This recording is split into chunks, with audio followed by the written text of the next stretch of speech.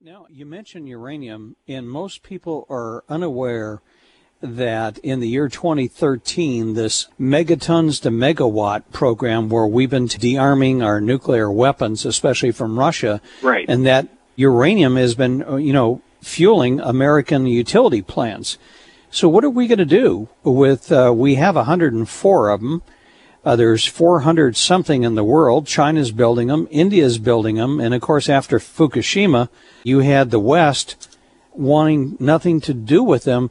But Mr. Dines, how are we going to power if we want to go to electric cars, if we want to bring manufacturing back to the U.S., if we want to run all the modern appliances that make up our modern life today? How are you going to do that without electricity? And how are we going to power that electricity if we're not going to build nuclear power plants and we don't want any more coal-fired plants? Seems to me the logical answer is nuclear power. Well, that's right.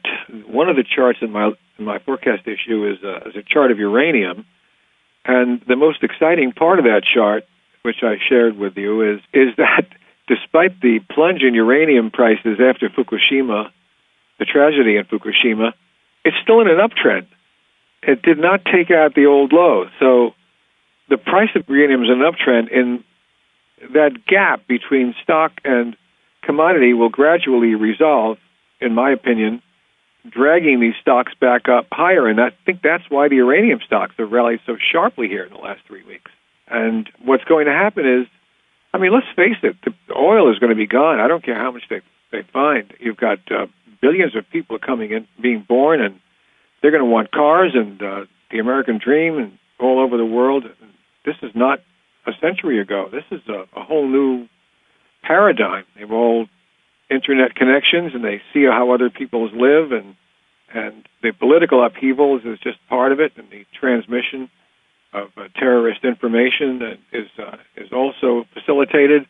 This is a whole new world. Cyber warfare is going to be developed. These are a lot of the themes that I have to take into account. And the days right after the Fukushima meltdown in Japan, which, by the way, was triggered by an earthquake just offshore from the whaling center, which perhaps had something to do with the murmuration from another dimension, who knows. But right after that event, Angela Merkel was in the headlines saying that Germany is going to close down all of its nuclear power because of what she described as an apocalyptic event. Well, not one person has died of radiation from that so far. I don't think that's an apocalypse. And the press ignored, the same day, the Saudis announced that they were going to build even more nuclear power plants that Germany might close. Germany and Czechoslovakia is going to be building them and selling its power to Germany. So will France. I wonder how the Germans are going to feel when they start paying for all this energy at much higher prices.